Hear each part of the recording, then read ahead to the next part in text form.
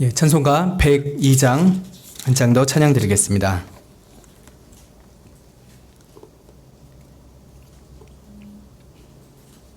찬송가 102장입니다. 주 예수보다 더 귀한 것은 없네.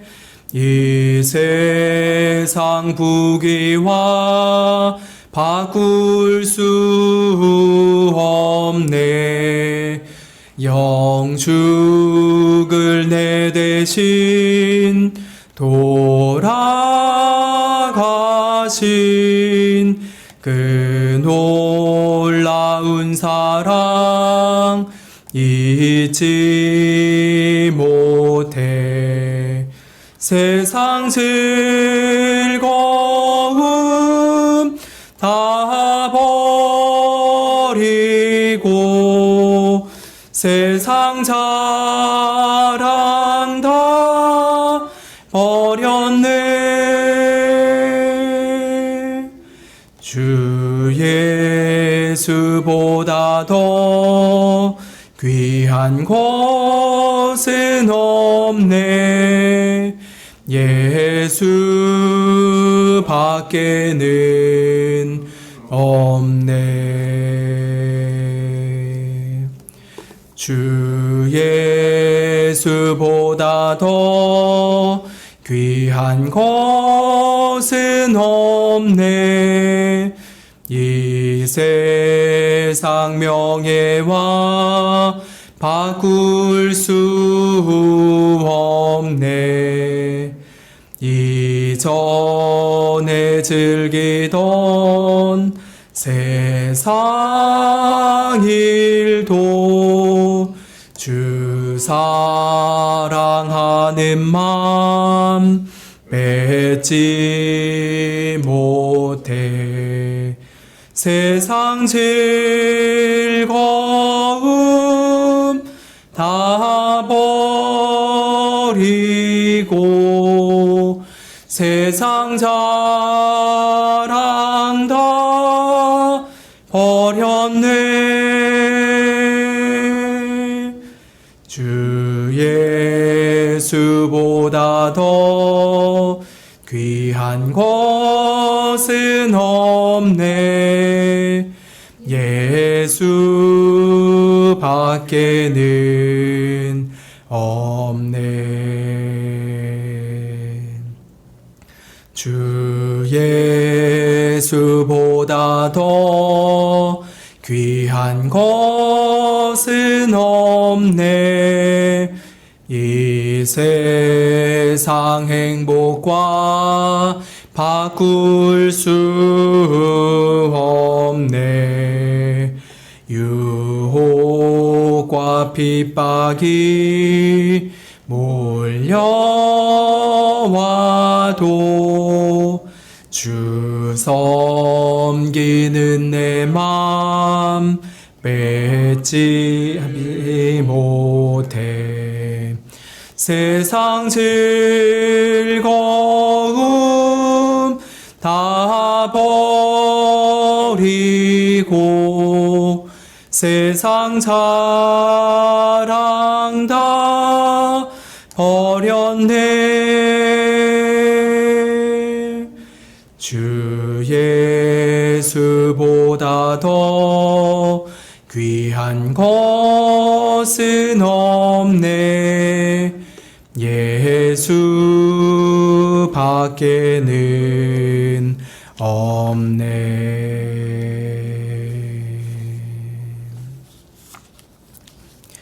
네, 함께 기도드리겠습니다.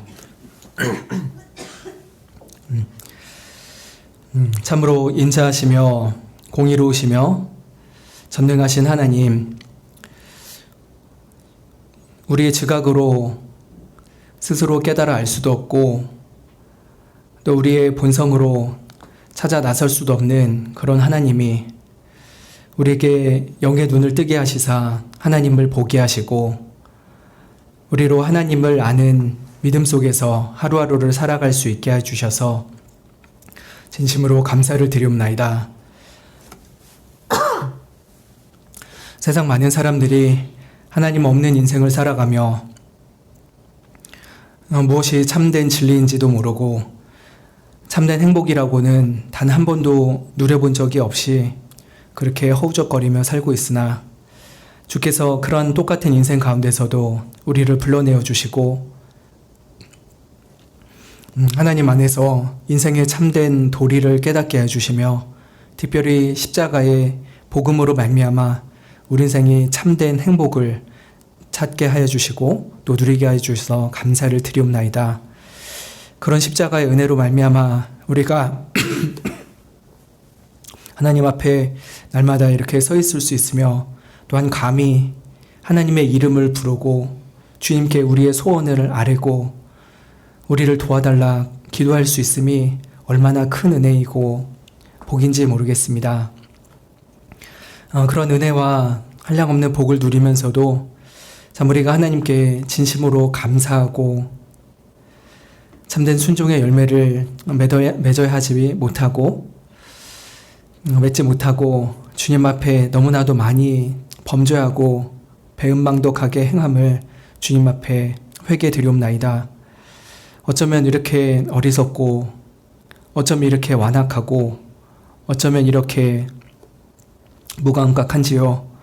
이러한 우리들을 주께서 불쌍히 여기시사 우리로 하여금 회개의 마음을 갖게 하여 주시고 이제 주 앞에 엎드려 눈물로 통회하게 하여 주시며 주님께서 기뻐하시는 참되고 의로운 길로 나아갈 수 있게 하여 주시기를 간구하옵나이다. 날마다 우리의 심령 가운데 하나님 충만히 역사하여 주시사 우리로 하나님의 형상을 닮아가게 하여 주시고 주 예수 그리스도의 성품을 닮아가게 하여 주시기를 원하옵나이다.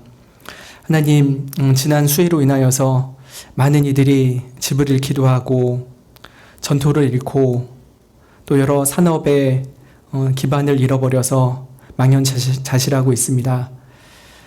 도시에 사는 우리들은 이러한 일들이 심각하게 느껴지지 않으나 참 지방에 있는 많은 분들 또 수도 시설이 하수 처리가 잘 되지 않는 곳에 있는 이들이 얼마나 고통 속에 있는지 주님께서 불쌍히 여겨 주시옵고 또 그들이 속히 이 수해로부터 일상으로 회복될 수 있게 은혜를 주시기를 원합니다. 이런 수해뿐만 아니라 또 지구촌 곳곳에서는 말로 닿을 수 없는 폭염으로 인하여서 고통받고 심지어 사망한 일도 있습니다. 우리가 주께서 주신 이 만물을 아름답게 가꾸지 아니하고 너무나도 파괴하고 우리 인간만을 위하여 이기적으로 사용하였기에 그런 재앙들이 우리에게 부메랑처럼 돌아오고 있습니다. 주님 이제라도 깨닫게 하여 주시고 주께서 주신 이 아름다운 만물을 잘 보호하고 가꾸어서 이 만물도 복되게 하시고 우리 인간들도 또 복된 삶을 다시 살아갈 수 있게 하여 주시기를 원하옵나이다. 주님, 유초등부 여름 성경학교가 이번 주에 있습니다.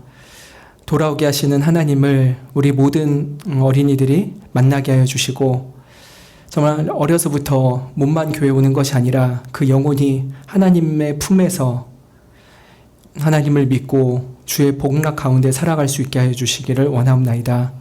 또 다음 달에는 전교인 여름수련회가 준비되어 있는데 말씀을 전하시는 강사분에게도 은혜를 주시었고 또 모든 성도님들 귀한 시간에 하나님의 특별한 은혜를 누릴 수 있게 해주시기를 간구합나이다.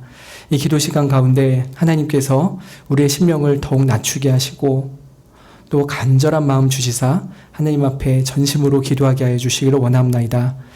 그런 기도를 하기 전에 우리가 하나님의 뜻을 먼저 깨달아야 할 터이니 선포되는 말씀을 통해서 주님을 아는 지식을 더 깊게 하여 주시옵고 또 그것에 합당하게 기도 드릴 때 주님이 기도의 가운데 더 풍성한 은혜가 넘치게 하여 주옵소서. 예수님의 이름으로 기도합니다. 아멘.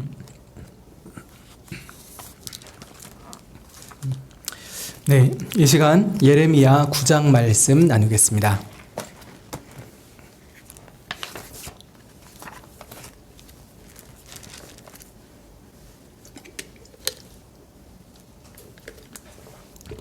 예레미야 9장 17절부터 24절까지 교독하겠습니다. 구약성경 1065쪽에 있습니다.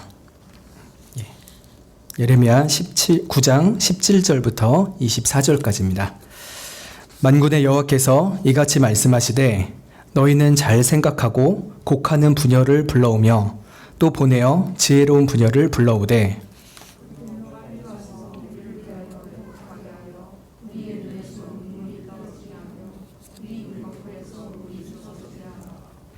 이는 시온에서 호곡하는 소리가 들려 이르기를 우리가 아주 망하였구나.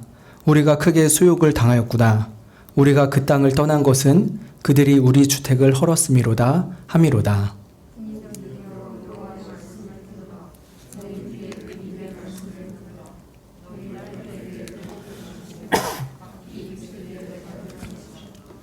대저 사망이 우리 창문에 올라오며 우리 궁실에 들어오며 밖에서는 자녀와 거리에서는 청년들을 멸절하려 하느니라.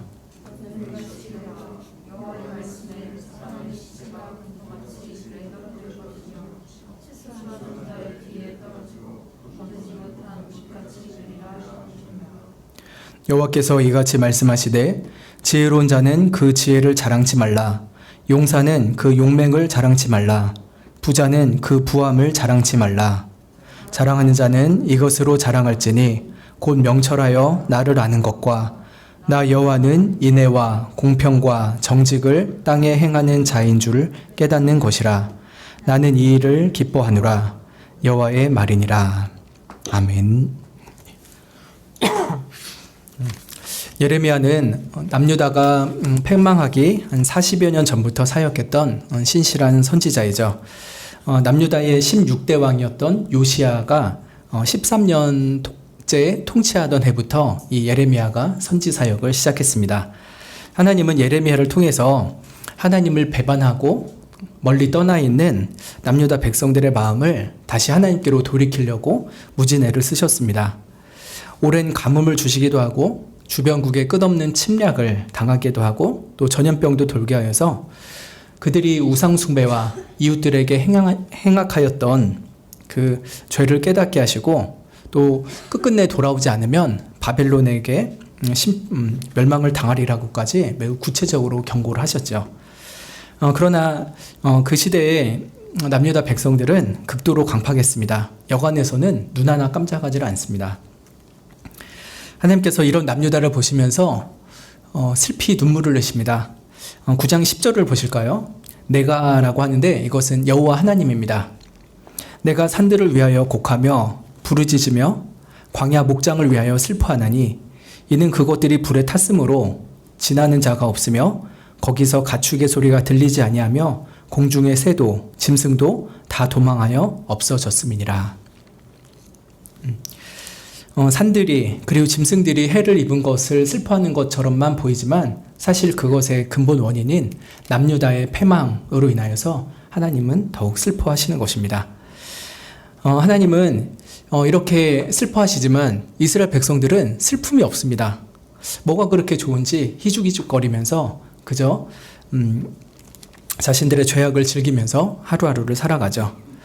그래서 하나님께서는 이렇게도 회개하지 않는 이들을 위해서 오늘 본문에서 특별한 어떤 사람들을 소환하십니다. 17절에 그 사람들이 나오죠. 만군의 여호와께서 이같이 말씀하십니다. 너희는 잘 생각하고 곡하는 부녀를 불러오며 또 보내어 지혜로운 부녀를 불러와라. 잘 생각해보라고 합니다. 심사숙고하고 곰곰이 분별을 해보라는 것입니다. 너희들이 지금 처해 있는 상황이 어떤 것인지, 지금 이렇게 웃고 있을 때인지, 그리고 앞으로 하나님 앞에 어떻게 처신해야 될지를 깊이 있게 고민하라라고 하는 것입니다. 그러면서 더 하시는 말씀이 곡하는 부녀, 지혜로운 부녀를 불러오라라고 하는 것이죠. 이 곡하는 부녀는 근동 지방에서 초상이나 재앙을 당했을 때 다른 사람들의 슬픔을 자극하기 위해서 돈을 받고 고용되어서 우는 전문 애곡가들입니다. 때로는 격정적인 멜로디로 혹은 구슬픈 흐느낌으로 울어주면은 그 주변에 있는 사람들은 왠지 모르게 눈물샘이 터집니다. 이렇게 애곡 전문가들을 빨리 불러와서 애곡하게 하라는 것이죠. 그런데 이 여인들을 지혜로운 부녀라고 합니다.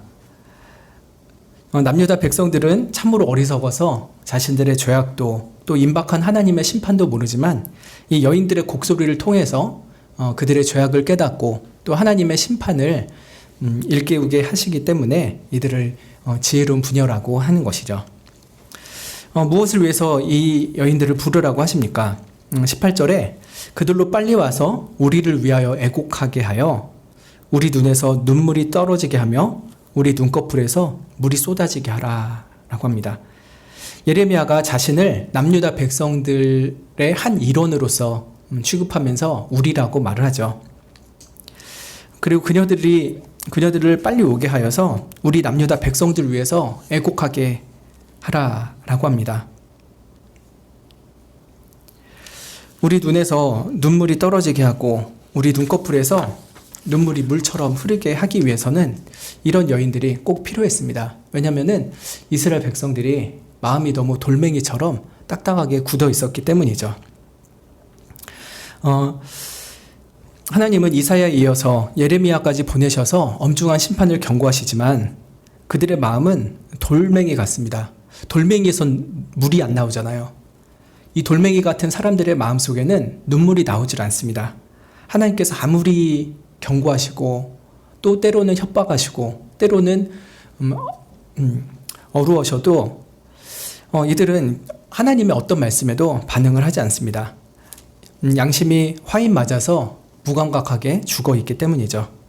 애통하여서 회개의 눈물을 흘릴 줄 모르기 때문에 하나님은 이런 여인을 불러다가 울게 하시려고 하는 것입니다.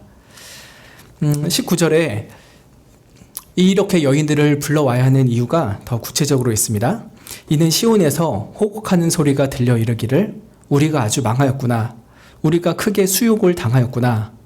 우리가 그 땅을 떠난 것은 그들이 우리 주택을 헐었음이로다 함이로다. 이 여인들이 오기 전에 이 이스라엘 백성들은 평안하다 하는 거짓 선지자들의 거짓 가르침에 안주하고 삽니다. 하나님을 버려도 평안하고 심지어 우상 숭배하고 바알 앞에 제사를 드려도 평안할 것이다 생각을 하고 있습니다. 하나님은 애곡하는 여인들을 통해서 장차 혹독한 심판을 당한 후에야 너희들이 우리 진짜 망했구나, 우리 진짜 수치를 당하고 있구나 하면서 엉엉 울게 되는 그날이 오게 될 것을 이렇게 미리 알리신 것이죠. 여러분, 주변에 엉엉 우는 여인을 우리는 일상에선 별로 경험 못합니다. 그러나 장례식장 가면 혹은 갑자기 큰 일을 당했을 때를 만난 여인을 보면은 그런 여인은 울죠. 그러나 일상에서는 사람 잘 울지를 않습니다. 그런데 이렇게 애국하는 여인들이 주변에 있어서 엉엉 울기 시작하면은 남여자 사람들이 뭔가 좀 자극을 받지 않을까요? 왜 이렇게 우십니까? 왜 이렇게 울고 있습니까? 여인들이 말하겠죠. 우리 이렇게 망할 거예요. 이러다 망할 거예요. 크게 수욕을 당할 거예요. 하면서 막 웁니다. 그러나 그런 모습을 보면서 이스라엘 사람들은 좀처럼 마음이 녹아들진 않습니다. 그러나 그 여인들이 강팍한 심령을 애통하는 심령으로 변화시키기 위해서 필요하기 때문에 하나님은 그런 여인을 불러오라라고 하시는 것이죠. 지금이라도 눈물로 회개하지 않으면은 나중엔 정말로 심판 당한 후에야 돌이킬 수 없는 후회 속에서 눈물 흐르게 될 것입니다. 그런데 우리가 그 땅을 떠난 것은 이라고 할 때 그 땅은 남유다 전체를 말하기도 하겠지만요, 시온 땅을 말하는 것일 수도 있을 것입니다. 시온은 하나님께서 친히 임재하시고 복을 내려주시는 영광스러운 곳이죠. 특별히 거기에 예루살렘 성전이 있기 때문에 하나님 은혜가 가장 두드러지게 내려지는 곳이 바로 이 시온이었습니다. 그런데 19절 하반절에 보면은 우리가 그 땅을 버렸다, 또 우리가 우리의 장막들을 내던졌다라고 말을 합니다. 우리 한글 번역에는 우리 주택을 헐었음이로다 라고 하죠. 우리 주택이 헐렸다라고 하는데 이 주택이 성경의 다른 본문에서는 장막, 성막으로 번역이 되기도 합니다. 즉 하나님의 성전을 말하고 있는 것이죠. 그래서 19절 얼핏 보면은 바벨론이 쳐들어와서 우리 집이 다 허물어졌다라고 하는 정도를 말하는 것 같지만 사실 하나님의 성 예루살렘 성전까지도 무너지게 될 것이라는 것을 알리고 있는 것이죠. 바벨론에 의해서 예루살렘 성전조차 허물어질 것을 생각하면은 이스라엘 백성들이 남유다 사람들이 자극을 받지 않을 수가 없었을 것입니다. 그들이 참 이상하게도요, 하나님은 안 사랑해도 예루살렘 성전을 사랑합니다. 하나님은 안 믿어도 예루살렘을 더 믿습니다. 그러니까 하나님을 안 믿으면서도 예루살렘 성이 있으니까 우리는 안전해 라고 생각할 정도였죠. 그러나 하나님은 그들이 미신으로 삼고 심지어 우상화했던 예루살렘 성전조차도 파괴하심으로 인하여서 그들이 진정으로 의지하고 진정으로 섬겨야 될 유일한 존재가 누구인지를 똑바로 보여주실 것입니다. 이러한 시온의 멸망이 미래에 있을 사건임에도 불구하고 완료형으로 19절에 표현되어 있죠. 그만큼 멸망이 확정적이고 필연적이기 때문입니다. 애곡하시던 하나님께서 9장 11절에서도 이와 비슷한 말씀을 하셨습니다. 9장 11절 한번 보시겠어요? 내가 예루살렘으로 무더기를 만들며 실랑의 구렬이 되게 하겠고 유다 성읍들로 황폐케 하여 거민이 없게 하리라. 하나님께서 예루살렘을 무더기가 되게 하겠다라고 말씀을 하셨었죠. 하나님의 이름을 두시고 거룩하게 구별하셨던 그 성전조차도 아끼지 않을 것입니다. 왜냐하면 하나님은 어쩌면 예루살렘 성전이란 건물보다 진정한 성전으로 지어져가는 남유다들을 더 사랑하셨기 때문이죠. 그들이 하나님의 본심을 알지 못하고 하나님을 떠나 살아가고 있을 때 그들을 참된 성전으로 회복시키기 위해서는 오히려 예루살렘 성전까지도 허무는 일까지를 단행하실 것입니다. 이런 말을 듣는다면은 남유다 백성들이 정말 정신을 바짝 차리고 주님 앞에 돌아와야겠죠. 우상을 하나님이 얼마나 싫어하시는지, 이웃을 향한 강포를 하나님께서 얼마나 증오하시는지를 이쯤 되면은 깨달았어야 될 것입니다. 그러나 좀처럼 깨닫지 못하기에 호곡하는 여인을 고용해서라도 이스라엘로 하여금 눈물을 흘리게 하고 하나님 앞에 통곡해 하라고 하는 것이죠. 근데 사실 이 정도 여인 몇 명 불러서는 이스라엘 백성들이 돌이키지 않을 것을 하나님께서 잘 아셨습니다. 그래서 20절부터 22절에는 더 많은 사람들의 애곡자들이 필요할 것을 말씀하시죠. 20절에 부녀들이여 여호와의 말씀을 들으라. 너희 귀에 그 입 가르치며 각기 이웃에게 애가를 가르치라 하십니다. 부녀들에게 하나님께서 말씀하시는데요. 너희 귀에다가 여호와의 입의 말씀을 받으라 라고 하는 것입니다. 너희 귀 속에 내가 나의 말을 넣어줄 테니 제발 받아라. 이 말씀을 청종하라 라고 명하시는 것이죠. 그런데 무슨 말씀을 명하시는 겁니까? 뒤에 보면은 너희 딸들에게 애곡을 가르쳐라 라고 하는 것입니다. 또 이웃에게도 애가를 가르쳐라는 것이죠. 이 부녀들은 17절에 나오는 전문적인 호곡하는 여인들을 말하는 걸 수도 있겠지만요. 더 확장해서 남유다에 있는 모든 일반적인 부녀를 말하는 것도 해당될 것입니다. 전문적으로 애곡하는 여인들 또한 남유다 여인 가운데 포함되어 있죠. 그래서 이 남유다의 여인들은 참 자신이 애곡할 뿐만 아니라 자신의 딸들에게도 애곡을 가르치고 이웃에게도 애가를 가르쳐야 된다고 말씀을 하십니다. 왜 그럽니까? 한 명이 죽으면은 몇몇의 애곡자들이 있으면은 충분하겠죠. 그러나 장차 대규모의 살육이 일어나서 한두 명의 애곡자가 아니라 정말 수없이 많은 애곡자가 필요할 것이기 때문입니다. 애곡자를 양성해 놓으라는 거예요. 한두 명이 죽는 게 아니라 정말 어마어마하게 많은 사람들이 죽어나갈 것이니 그때를 위해서 너희 딸들에게 애곡하는 법을 가르치고 이웃들에게 애가를 가르쳐라 라고 하는 것이죠. 그 대량 학살의 현장이 어떨지를 21절과 22절에서 말씀을 하십니다. 사망이 우리 창문에 올라오며 우리 궁실에 들어오며 밖에서는 자녀, 거리에서는 청년들을 멸절하려 하느니라 라고 합니다. 죽음의 사자가 찾아올 것인데 마치 밤도둑처럼 남유다 백성들의 창문을 넘어 들어올 것입니다. 그냥 일반 백성들의 집은 뚫기가 쉽겠죠. 그러나 가장 방비가 철저하고 가장 안전한 장소로 여겨지는 궁궐에 사는 왕족들에까지도 이 사망은 침투할 것입니다. 게다가 거리에는 째잘거리며 노는 어린 아이들까지도 죽임을 당할 것이고 광장에는 혈기왕성한 청년들까지도 멸절당하게 될 것입니다. 그야말로 남녀노소, 신분 고하를 막론하고 무차별적인 대량 학살이 이루어질 것이죠. 그러니 한두 명의 애국자가 아니라 정말 많은 사람들이 애국을 해야 될 상황이 열리게 될 것입니다. 그 시체들이 얼마나 많을지를 22절에서 이렇게 묘사하십니다. 너는 이같이 이르라.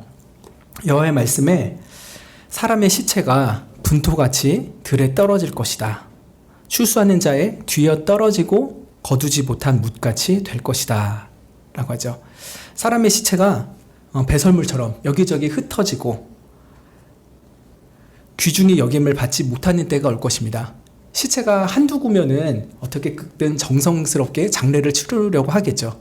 그러나 전쟁통에 수많은 사람들이 죽었으니 그 시체를 감히 수습할 생각도 못하고 그저 귀중히 여겨지지 못한 채 시체가 방치될 것입니다. 또 추수하는 자가 거두지 못한 곡식단처럼 수습이 되지 못할 것입니다. 사실 정성스럽게 장례를 치러줄 사람들조차도 굉장히 없을 것이죠. 많은 사람들이 포로로 잡혀가고 남아있는 사람들은 그 산적해 있는 시체들을 어떻게 해야 될지 몰라서 감히 장례를 치를 엄두도 못 낼 것입니다. 그렇게 되면은 그 시체들은 들짐승과 새들의 먹이가 되겠죠. 이 남유다 시대의 사람들의 이 강팍함, 그 돌멩이 같은 마음은 어느 시대에나 있고요. 또한 우리 시대에도 있는 마음입니다. 여러분, 누군가가 지금 이 예배당 한가운데 이 자리에 와가지고 꺼이 숨 넘어가는 소리를 내면서 오히려 한다면은 우리 가운데 안 놀랄 사람 누가 있겠습니까? 저부터도 가서 무슨 일이십니까? 우리가 함께 얘기를 듣고 또 도와줄 수 있으면 돕고 또 기도하기를 원하니 한번 말씀해 보시오. 이렇게 하겠죠. 이 애국자에게 무슨 충격적인 일이 있었을까? 갑자기 무슨 큰일을 당했나? 누가 죽기라도 했나? 라고 하면서 우리는 모두 궁금해 할 것입니다. 이렇게 누군가가 갑자기 격정적으로 우는 것은 우리에게 굉장히 낯선 일입니다. 장례식 외에는 거의 접할 일이 없는 일이죠. 그런데 이런 전문적인 애국가가 우리 가운데 없을지라도 우리들은 우리 스스로가 우리의 죄를 깨닫고 또 우리 가족들의 죄를 깨닫고 교회의 죄를 깨닫고 민족의 죄를 깨닫고 마음을 찢으면서 통회를 해야 됩니다.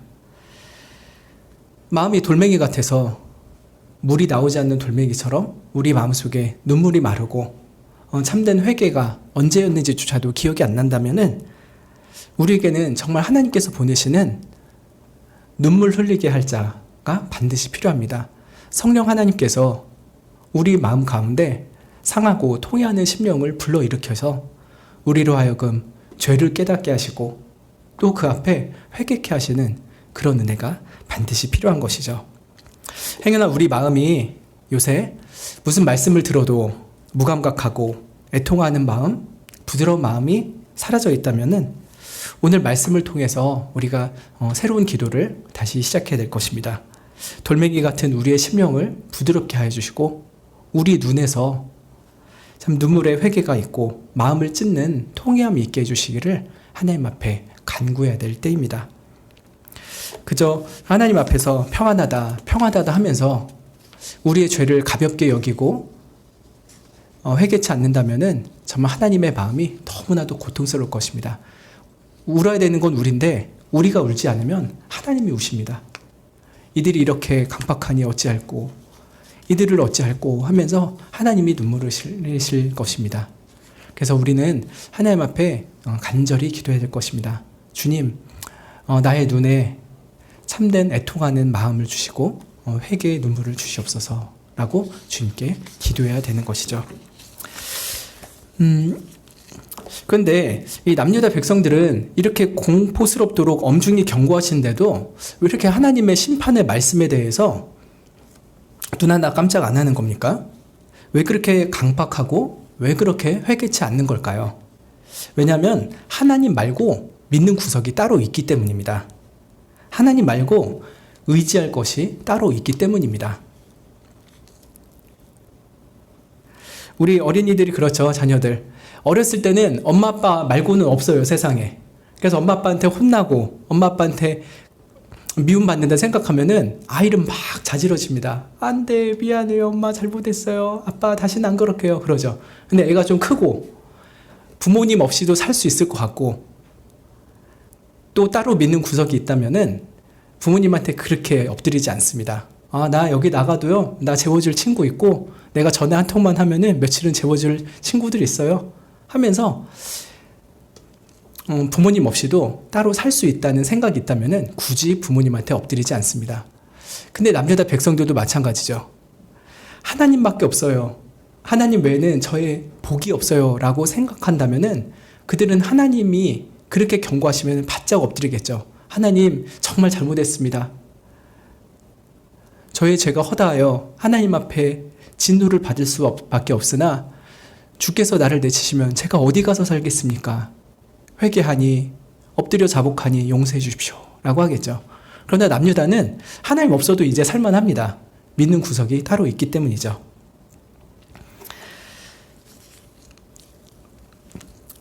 우리가 주로 믿는 것들이 있고 또 의지하는 것들이 있다면은 사람들은 그것을 가지고 남한테 자랑을 합니다.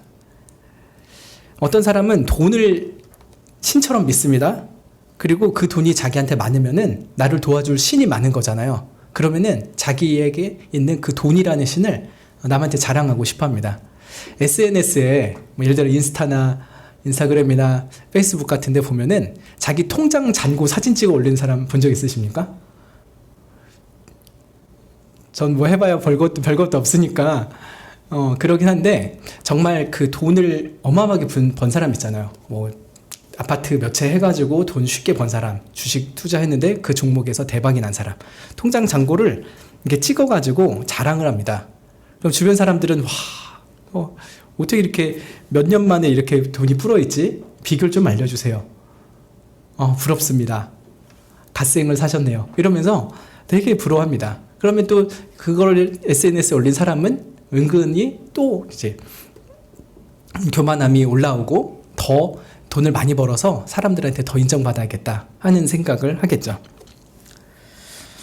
멸망을 향해 치닫던 남유다 백성들도 뭔가 의지하고 하나님 외에 다른 신이 될 만한 것들, 대체 신이 있기 때문에 하나님 앞에 굳이 엎드리질 않습니다.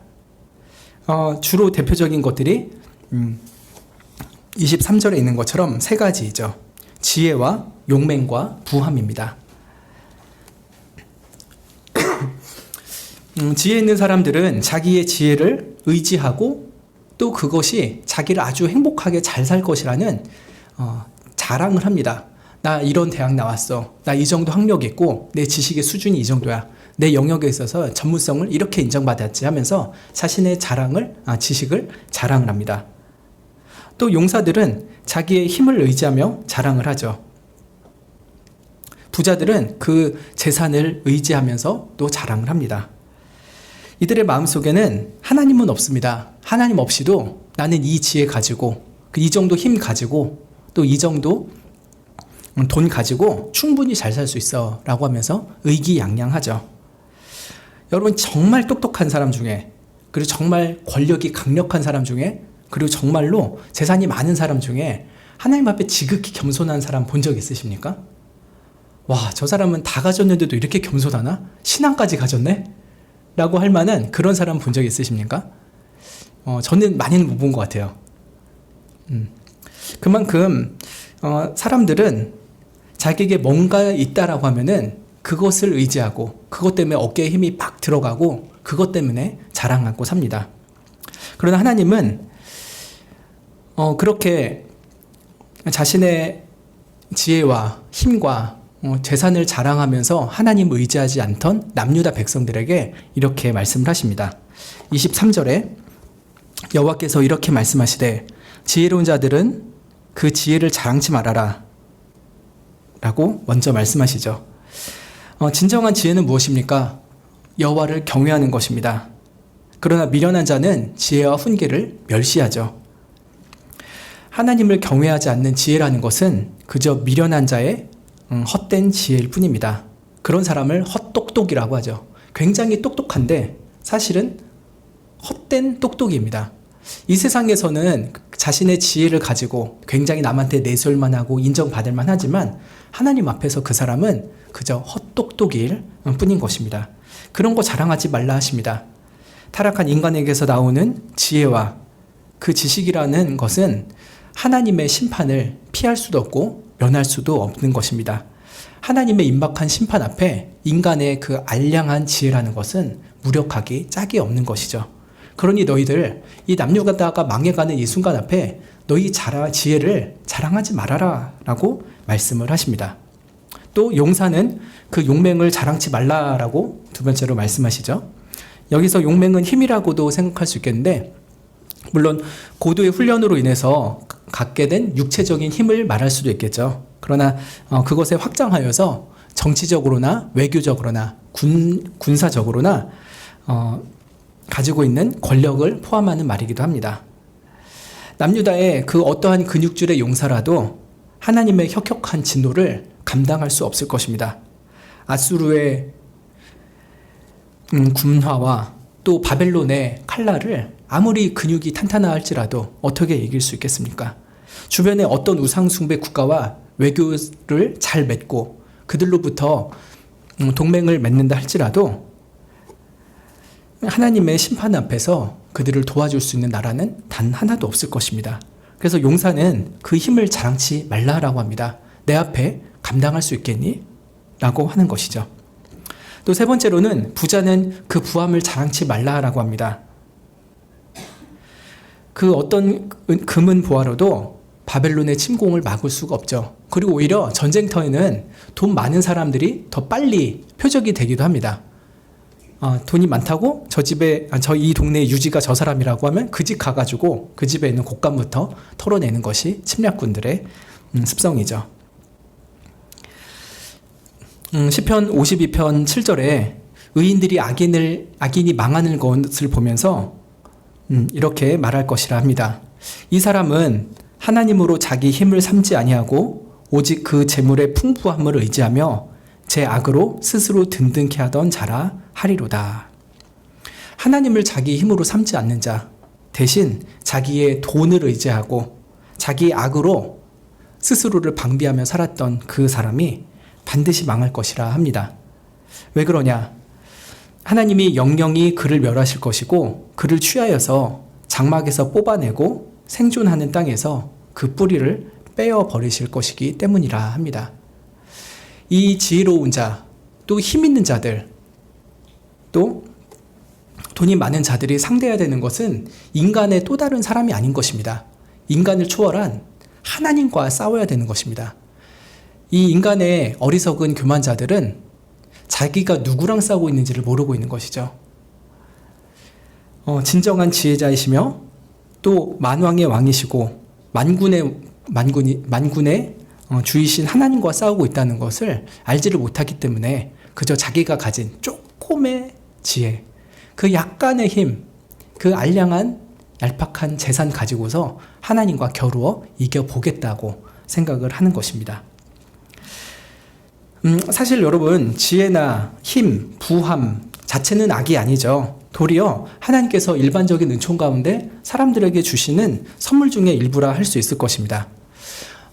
이런 선물을 받은 사람들은 그 선물을 주신 하나님께 감사하고 또 그 선물을 주신 목적이 다른 사람들의 유익을 도모하고 또 하나님께 영광을 돌리라라고 하는 것임을 잘 알지를 못합니다.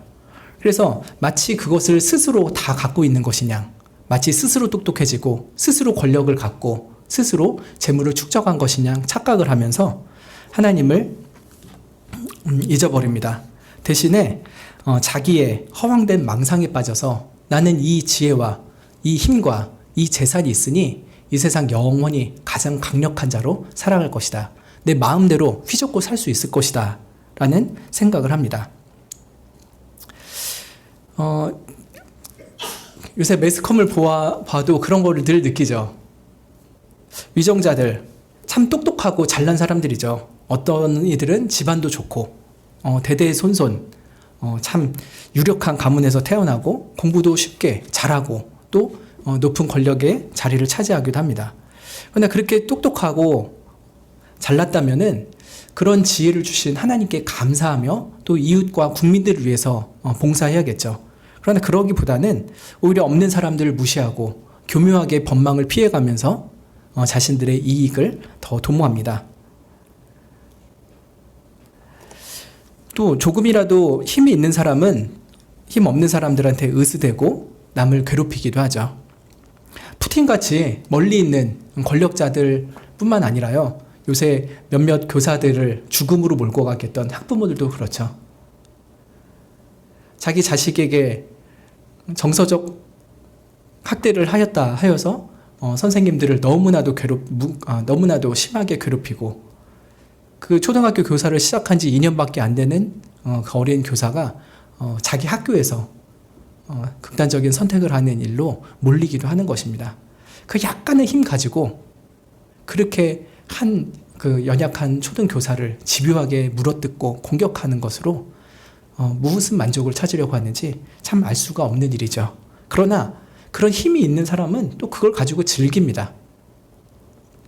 조금이라도 내가 돈 있고 잘 산다면은 그것으로 영원히 행복할 줄 알죠. 그래서 참 명품백 자랑하고 자동차 자랑하고 집 자랑하고 끊임없이 자랑을 해댑니다.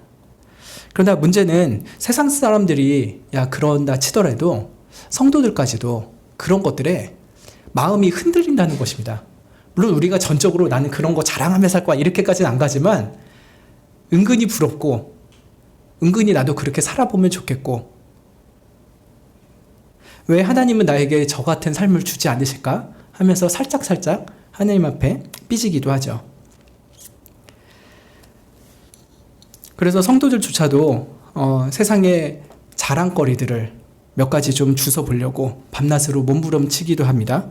하나님의 섭리 가운데 또 은혜 가운데 약간의 지혜와 힘과 재산을 갖게 되는 날에는 또 금세 하나님을 잊어버리고 교만한 마음이 풍선처럼 부풀어 오르기도 합니다. 여러분은 최근에 누구한테 자랑해 본 적 있으십니까? 한번 생각해 보세요. 전화하거나 또 스마트폰 통해서 자랑한 게 있으십니까? 무엇을 자랑하셨습니까? 누구를 자랑하셨습니까? 우리의 자랑이 새로운 사실들을 알게 됐다는 지식에 대한 자랑, 또 육체적인 힘이나 사회적인 권력, 영향력, 사람들한테 인정받는 것에 대한 자랑인가요? 또 큰 수익을 본 부동산이나 주식에 대한 자랑인가요? 자식에 대한 자랑, 손주의 자랑인가요? 우리가 무엇을 자랑으로 삼는가? 그것을 돌아보면은 우리의 영적인 상태를 알 수가 있습니다. 그래서 하나님께서는 그 세상에 속한 그런 지혜와 그런 힘과 그런 재산들 자랑하지 말라 하십니다. 그리고 우리들에게 진정으로 자랑할 수 있는 거리를 주십니다. 여러분, 솔직히 자랑 자체는요, 나쁜 것은 아니라는 생각이 듭니다. 무엇을 자랑하느냐에 따라서 달라지죠. 우리가 세상에 속한 헛된 것들을 자랑하면은 우리도 똑같이 헛된 인생을 살 뿐입니다. 그러나 우리가 또 다른 참으로 고귀하고 높고 존귀한 것을 자랑한다면은 우리 또한 높고 고귀한 삶을 살아갈 수 있는 것이죠.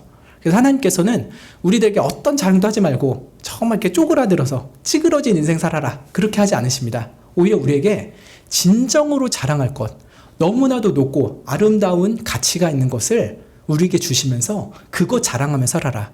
너희 평생 동안 마르지도 않고 변하지도 않고 없어지지 않을 진정한 자랑거리를 너희에게 줄 터이니 그것을 마음껏 자랑하며 살아라 라고 하십니다. 그것이 바로 24절에 나타나 있죠. 우리 24절 말씀 같이 읽어보겠습니다.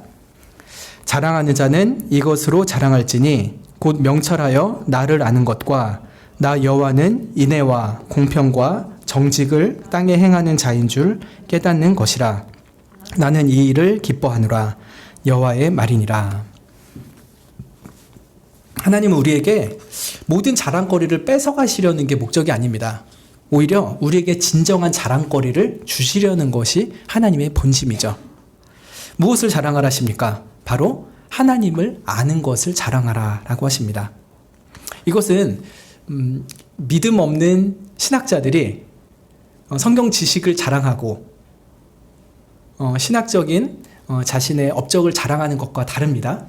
그저 지식적으로만 하나님을 자랑하는 것이 아니라 하나님을 인격적으로 만나고 하나님을 진심으로 만나서 하나님을 알게 된 그 지식을 자랑하라 라고 하는 것이죠. 특별히 그 자랑할 만한 하나님의 성품 중에서 3가지를 더 구체적으로 자랑하라 라고 하시죠. 무엇입니까? 바로 하나님이 인애와 공평과 정직을 땅에 행하는 자인 줄을 깨닫는 것이라 라고 하셨습니다. 인애라는 것은 자격이 없는 자들에게 변함없고 또 끊임없이 베푸시는 사랑, 또 인자하심과 긍휼, 자비로우심이죠. 하나님은 인류에게 그런 인애를 베푸시고 특별히 하나님의 언약 백성들에게 그 끊임없는 사랑을 베푸십니다. 우리가 세상 사람들에게 자랑할 것이 있다면, 또 우리 스스로가 우리 인생 가운데 정말 자랑할 것이 있다면요, 하나님께서 우리에게 인애를 베푸신다는 점입니다. 하나님이 나에게 이렇게 사랑을 주셨어요. 나는 사랑받을 수 없는 죄인이었으나 하나님이 내 인생 가운데 찾아와 주셨고 내 인생을 이렇게 변화시켜 주셨습니다. 나를 영원한 사망에서 영원한 생명의 나라로 옮기셨고 사단의 종이 아니라 이제는 하나님의 사랑받는 자녀로 살게 하여 주셨습니다. 이렇게 하나님께서 인애를 베푸시는 분이니 제가 자랑할 분은 바로 이 하나님입니다 라고 하는 것으로 자랑케 하시는 것이죠. 또 하나님은 공평을 행하는 분이시라는 것을 자랑하라 하십니다. 공평이라는 것은 공의, 정의, 또 재판, 판단, 율례 이런 뜻이거든요. 좀 다양하게 번역이 돼서 정확한 뉘앙스를 딱 잡기가 어려우실 수도 있는데요. 쉽게 생각하면 이렇습니다. 하나님께서 백성들에게 참된 법도를 가르치시고 그것에 대하여서 선악간에 공평히 재판하시는 의로우신 모습을 이 공평이라 할 수 있습니다. 하나님은 이렇게 공평하신 분이십니다. 이 땅 가운데 참된 법도를 세우시고 그것에 따라서 바르게 판단하시고 재판하시는 하나님이시라는 것을 우리로 하여금 자랑케 하는 것이죠. 여러분, 우리 하나님이 되게 불의한 하나님, 자기 그 백성들이 잘못하면은 다 두둠해주고 또 자기 백성 아닌 자들이 죄를 지으면은 다 진노만 하시는 그런 하나님이라면은 너무 불의한 하나님이겠죠. 그럼 위정자들을 생각해 봅시다. 자기 자식들과 자기 측근들이 잘못하는 것에서는 별 조치를 하지 않습니다. 그러나 반대편 사람들이 잘못하는 것에서는 어떻게든 그거를 들추어내고 또 보복을 하려고 하는 것도 있죠. 그러면은 그것이 공평하다라고 보기 어려운 상황이죠. 우리 하나님이 우리들을 인애롭게 사랑하실 때 공의는 없이 우리가 죄지어도 하나 혼내시지 아니하시고 그냥 괜찮아, 아빠가 다 알아서 해줄게 라고 하는 하나님이라면은 참 불의한 하나님일 것입니다. 그러나 우리 하나님은 우리에게 인애를 베푸시며 동시에 공의로운 인애를 베푸시는 하나님이시죠. 그런 하나님을 자랑하라 하십니다. 또 정직은 옳음과 흠이 없는 상태, 올곧은 상태를 말하는 것이죠. 하나님이야말로 참으로 의로우시고 참으로 올곧으시며 하나도 굽거나 휘어져 있는 것이 없으신 그런 하나님이십니다. 그런 의로우신 하나님, 그리고 의롭게 행하시는 하나님을 알고 그 하나님을 자랑하라 라고 남유다 백성들에게 말하고 있는 것이죠. 그래서 남유다 백성들은 패역한 자신들에게 인애를 베푸시나 또한 자신들의 죄에 대해서 징계하시고 더 올바른 길로 돌아오게 하시는 그 하나님을 인격적으로 만나고 그 하나님을 자랑하라 라고 말씀을 하는 것입니다. 이것이 바로 하나님의 통치 원리이죠. 그러나 여러분, 이 하나님의 통치 원리를 가장 극적으로 드러내는 사건이 있습니다. 어떤 걸까요? 바로 예수 그리스도의 십자가입니다. 고린도전서 1장에서 사도 바울은 이렇게 말하죠. 유대인들은 표적을 구하고 헬라인은 지혜를 찾지만 우리는 십자가에 못 박힌 그리스도를 전한다 라고 하였습니다. 십자가에 못 박힌 그리스도, 왜 그분이 그렇게 죽으셨습니까? 바로 하나님의 백성을 향한 하나님의 인애와 또 하나님의 공평과 하나님의 정직을 온전히 실현하시기 위함입니다. 인애를 편들면서 공의를 희생시키지 아니하시고 공의만 세우신다면서 인애를 베풀지 않는 그런 하나님이 아니라 인애와 공평과 정직을 동시에 충족시키는 그런 성품이 온전히 드러난 것이 바로 십자가인 것이죠. 그래서 유대인들에게는 이 십자가는 참으로 거리끼는 것이고 이방인에게는 미련해 보이는 것입니다. 하지만 부르심을 입은 자들에게는 이 십자가에 못 박힌 그리스도가 전혀 다른 의미로 다가옵니다. 이 십자가에 못 박힌 그리스도가 유대인 중에서도 택함을 받은 자들에게는 하나님의 능력입니다. 구원의 능력이 바로 이 십자가에 있죠. 또 헬라인 중에 택함을 받은 사람에게는 하나님의 지혜입니다. 그래서 바울은 이 미련해 보이는 전도라는 것을 통해서 무엇을 전할까 했을 때 바로 십자가에 못 박히신 예수 그리스도를 전했던 것이죠. 그리고 이 십자가에 달리신 예수님을 고린도 성도들의 삶에 적용을 해서 말합니다. 여러분, 고린도 성도들이 그 당시에 보면은 그렇게 잘난 성도들이 별로 없었던 것 같아요. 세상의 기준으로 보자면은 지혜로운 사람, 또 능력 있는 사람, 문벌 좋은 사람이 별로 없었습니다. 대부분은 미련한 사람들, 학식이 적은 사람들, 무능한 사람들, 가난하고 멸시받고 자랑할 것 하나 없는 그런 사람들입니다. 그런데 하나님은 왜 굳이 그런 사람들을 불러 모으셨습니까? 왜 고린도 교회 가운데 귀족과 높은 자리에 있는 자들과 학식 높은 자들을 부르지 아니하시고 그렇게 미련하고 없는 자들을 불러 모으셨을까요? 그것은 못난 자들로 하여금 세상의 잘난 자들을 부끄럽게 하시고 또 부름받은 성도 자신도 나에게 뭔가 잘난 것이 있어서 하나님께 부름받았다는 생각을 하지 않고 이렇게도 못나고 이렇게도 천한 자를 하나님께서 부르셨으니 얼마나 큰 은혜입니까? 하며 겸손케 하시기 위함인 것이죠. 그리고 나아가 이 십자가에 못 박히신 그리스도 가운데 하나님의 지혜 그리고 하나님께서 주시는 진정한 의로움, 하나님께서 주시는 진정한 거룩함과 구속함이 있다는 것을 보이시기 위함입니다. 구원의 모든 것 대신 그리스도만 자랑하게 하시려고 자랑할 것 하나 없는 사람들을 불러 모아다가 교회를 이루신 것이죠. 이렇게 십자가에서 하나님의 완전하신 인애와 공평과 정직이 온전히 드러났고, 그래서 우리는 자랑할 것이 있다면은 오직 여호와 하나님만을 자랑할 것이고 또 그의 아들로 이 땅 가운데 오신 예수 그리스도만을 자랑해야 되는 것입니다. 물론 하나님이 정말 우리 교회 성도님들에게도 참 많은 지혜를 주시고 또 힘도 주시고 재산도 주셨죠. 그런 것을 주신 하나님께 감사드리고 많은 이웃들을 섬기는 것에 사용한다면은 그것은 정말 복받은 삶입니다. 그러나 우리가 그런 것들을 넘어서 진정으로 자랑하고 진정으로 높여야 될 것이 있다면은 바로 여호와 하나님 그리고 예수 그리스도를 아는 지식일 것입니다.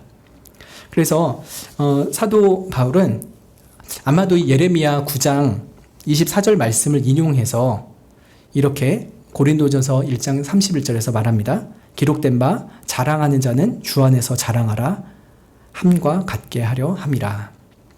십자가의 예수 그리스도를 믿는 자들, 이렇게 어리석고 미련하고 힘없는 자를 부르신 이유는 자랑을 하되 오직 그리스도 안에서만 자랑하라고 하시기 위함인 것입니다. 세상에 아무 자랑할 것 없는 우리들 부르셔서 영원히 자랑할 거리를 우리에게 주셨습니다. 그것은 바로 하나님을 아는 지식이고 예수 그리스도를 믿는 믿음일 것입니다.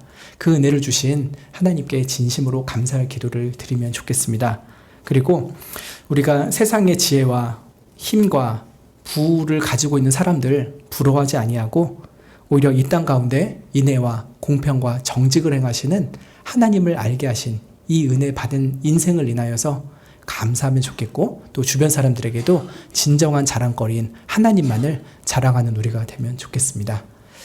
기도하고 마치겠습니다. 주님, 참 우리 인생 가운데 하나님보다 다른 것을 믿는 구석이 있기 때문에 죄를 지어도 하나님 앞에 엎드려지질 않고 하나님 앞에 통해 자복하지 않는 것 같습니다. 이러한 우리들에게 진정한 눈물을 주시기를 원합니다. 특별히 이 세상에 조금 가지고 있는 지혜와 또 힘과 돈 가지고 하나님을 멀리하지 않게 하시고, 오히려 우리에게 참된 인애와 공평과 정직을 행하시는 하나님을 아는 지식을 자랑하고 그 하나님만으로 만족하며 살아갈 수 있도록 은혜를 주시기를 원합니다. 예수님의 이름으로 기도합니다. 아멘. 하늘에 계신 우리 아버지여, 이름이 거룩히 여김을 받으시오며 나라의 임하옵시며 뜻이 하늘에서 이룬 것 같이 땅에서도 이루어지이다. 오늘날 우리에게 일용할 양식을 주옵시고 우리가 우리에게 죄 지은 자를 사하여 준 것 같이 우리 죄를 사하여 주옵시고 우리를 시험에 들게 하지 마옵시고 다만 악에서 구하옵소서. 대개 나라와 권세와 영광이 아버지께 영원히 있사옵나이다. 아멘.